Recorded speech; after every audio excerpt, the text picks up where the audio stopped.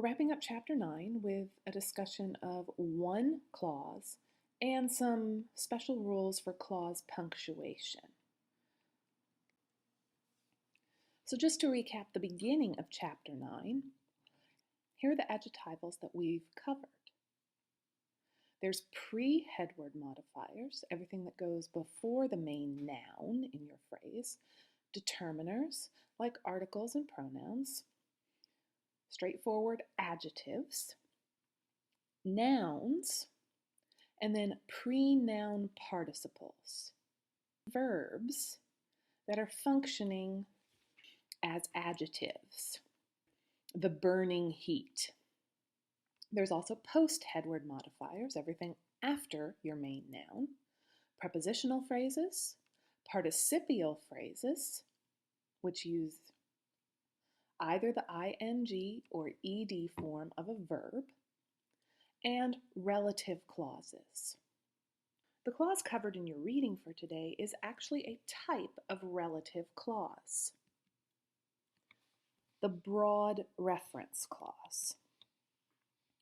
When we're talking about relative clauses, usually they are specifically describing a particular noun. The grades. Which grades? The grades that determine my future.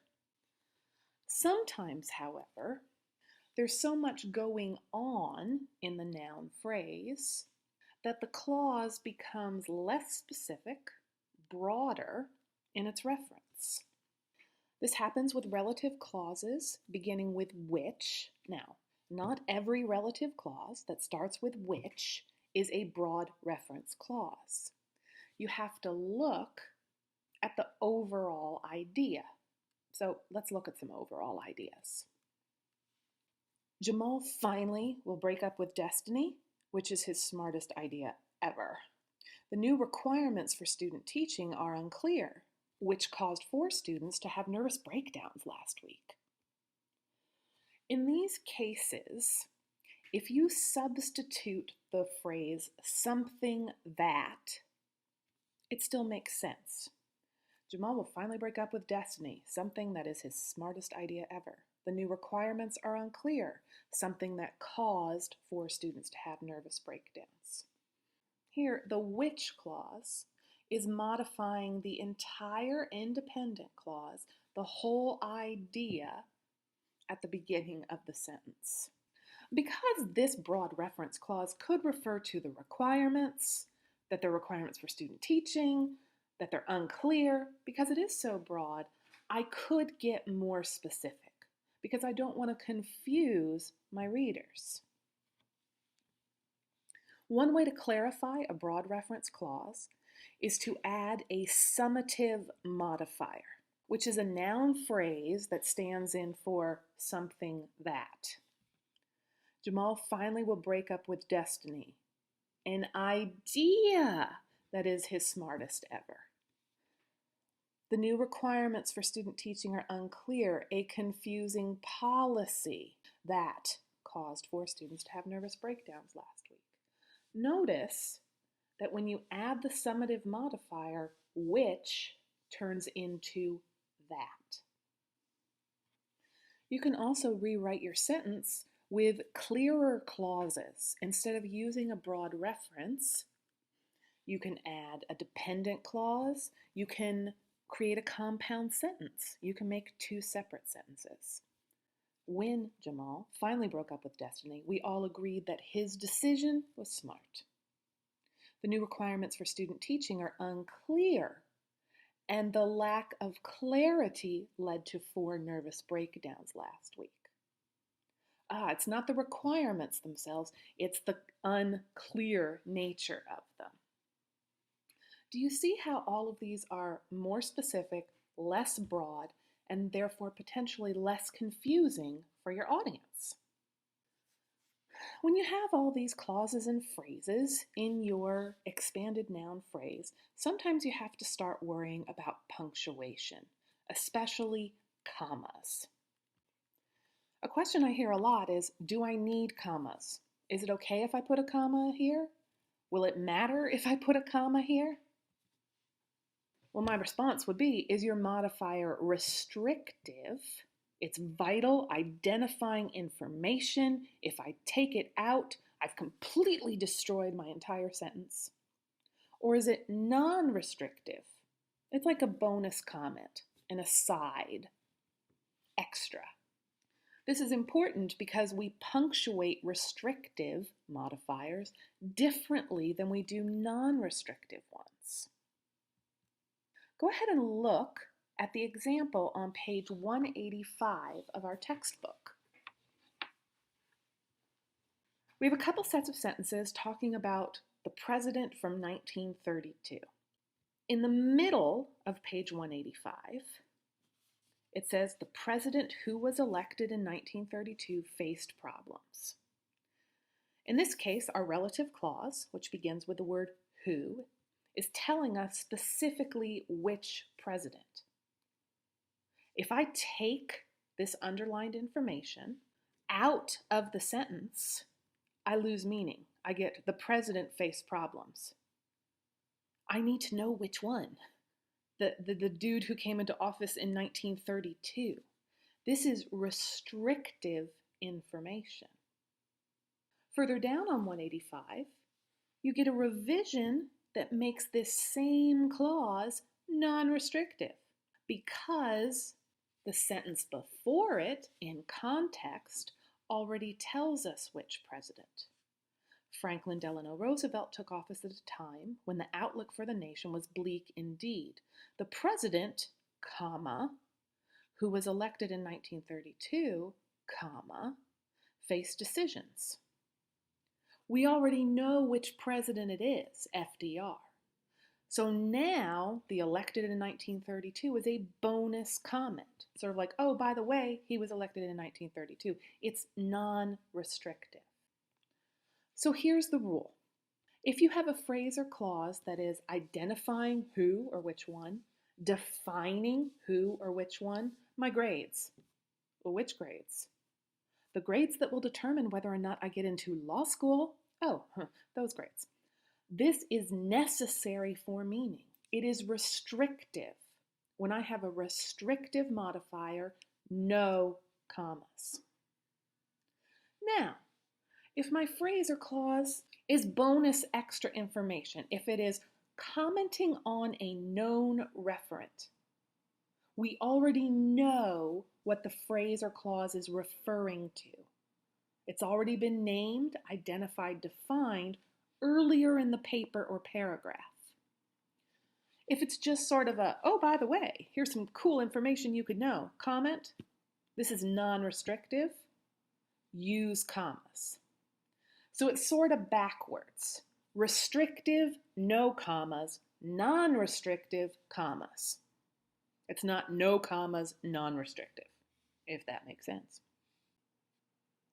Another way to think about this is if your phrase or clause is commenting, you need commas. Commas, commenting. Here are some other rules to help you if you're worried about where to put commas. If you have a proper noun, a person, a place, a theory, before your clause or phrase, you do need commas. At Prairie View, comma, where productive people are, comma, you can achieve your dreams. And finally, a nice little trick to help you figure out, is this restrictive or non-restrictive information? No commas are needed if you can take out your relative pronoun. If you can take out that, who, or which, and the sentence still makes sense, this is restrictive information, no commas are needed. The class that I need is not offered. I can take out the word that. The class I need is not offered. This still makes perfect sense.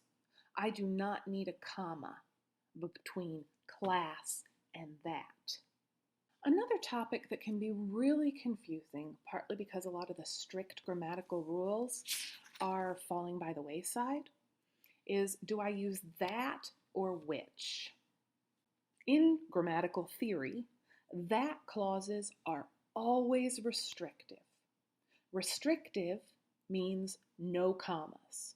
The class that I need is not offered.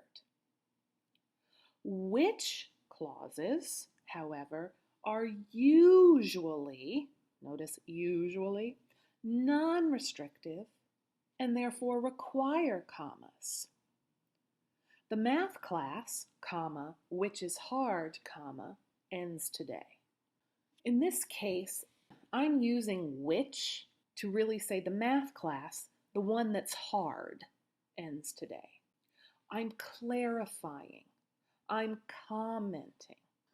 We tend to use which when we should be using that. This is a rule that some people would say is outdated or silly, but if you use which instead of that, Microsoft Word is going to yell at you. Let's look at some examples. In fall 2013 in literary theory, the reading this week is Frankenstein by Mary Shelley. I pulled a passage that has both a which clause and a that clause. What may not be expected in a country of eternal light? I may there discover the wondrous power which attracts the needle, and may regulate 1,000 celestial observations that require only this voyage. So in the first part of this sentence, we have power which attracts, and then we move to observations that require. Is this correct? Is this information restrictive or non-restrictive? Is it necessary? Is this defining which wondrous power, or is it commenting bonus information? 1,000 celestial observations that require, should this be that or should it be which? How necessary is the information that comes after these relative pronouns? If you're taking American literature in fall 2013, you've gotten to Nathaniel Hawthorne. One of his most famous stories is Rappaccini's Daughter. It was very easy for me to find a whole bunch of instances of the word which in this story. Read through this. Should Hawthorne be using which, in which case he would need commas, or should he be using that?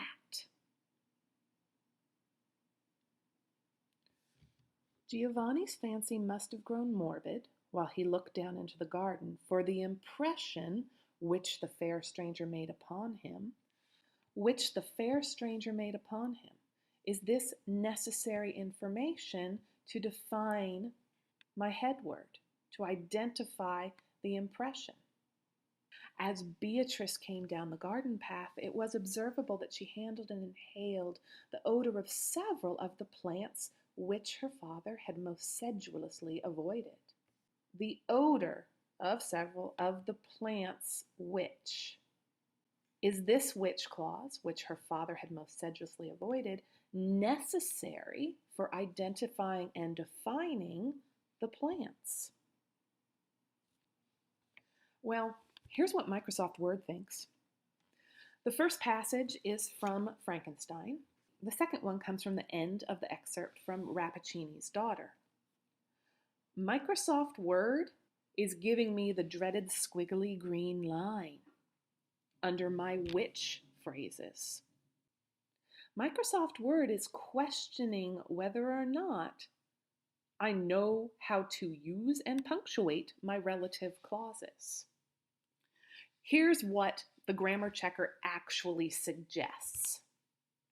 It says I need to either say, I may there discover the wondrous power, comma, which attracts, and that is how we're supposed to punctuate our which clauses. Or I need to say power that. Which suggestion should I accept? Because I need to accept one of them. I need either comma, which, or that. Guys, this is necessary information. It's telling me what wondrous power. Oh, he's talking about magnetism. I should accept the second suggestion. I may there discover the wondrous power that attracts the needle. because it's defining, because it's necessary, because it's restrictive. Nathaniel Hawthorne doesn't use which and that correctly. Mary Shelley used which when she should have used that. If big deal authors like that can do it, where's the hope for the rest of us? Well, you know these rules now. I'd say 7.3 times out of 10, you probably want that instead of which. Here's an example from Shakespeare's King Lear. That, notice I said that, not which, correctly uses and punctuates a relative clause. Here, Lear has just heard his favorite and youngest daughter, Cordelia, say she loves him as much as she should love a father. She's just doing her daughterly duty. He's furious because his two eldest daughters, Goneril and Regan, have gone over the top hyperbole, and so Lear decides to disinherit her. I loved her most and thought to set my rest on her kind nursery. I was going to go live with her when I got old. Hence and avoid my sight, so be my grave my peace, as here I give her father's heart from her. Get out of here, you're dead to me. Call France, who stirs, call Burgundy. Cornwall and Albany with my two daughters' dowers digest this third. I was going to give all this money to the guy who married my favorite daughter. Well, she's not getting a penny now. I'm going to split it equally between my two daughters who really love me. His final statement, let pride, comma, which she calls plainness, comma, marry her. In this case, my relative clause is commenting on, is refining the meaning of a known referent, pride. If I take out this clause, everything still makes sense. Let pride marry her. This is correct use of a relative which clause. It is correct punctuation of such a clause. Just to clarify, and we're going to build on this next week, the word that can play multiple roles. In Chapter 9, we've seen it in two primary roles. It can act as a pre-headword determiner. It is a demonstrative pronoun. On the way home that night, Joe was exultant. These are sentences from Zora Neale Hurston's short story, The Gilded Sixpence, that you may be reading in Survey of African American Literature. Which night? That night. We can also use that at the beginning of a relative clause. And the difference is that when it's a pre-headword determiner, a noun comes after it. When it begins a relative clause, we get a verb. This is the first sentence of the story. It was a Negro yard around a Negro house and a Negro settlement that looked to the payroll of the G&G Fertilizer Works for its support. A lot of prepositional phrases, a lot of adjectival prepositional phrases. Here, why is this that instead of comma which? Because this information is necessary, crucial, and defining. Which settlement? The settlement where all of its residents worked for the fertilizer company. This Friday, we have Test 3. Check e-courses. There's PDFs at the top under additional resources. There's examples of all of our different adverbials and adjectivals in the news forum. And there is also an additional review video. You need to check your mail inbox. When you first log into eCourses and get to the page that has all of your classes listed, you should see any mail messages on the top left. So you've got plenty of review and practice for Test 3. Please take advantage of it.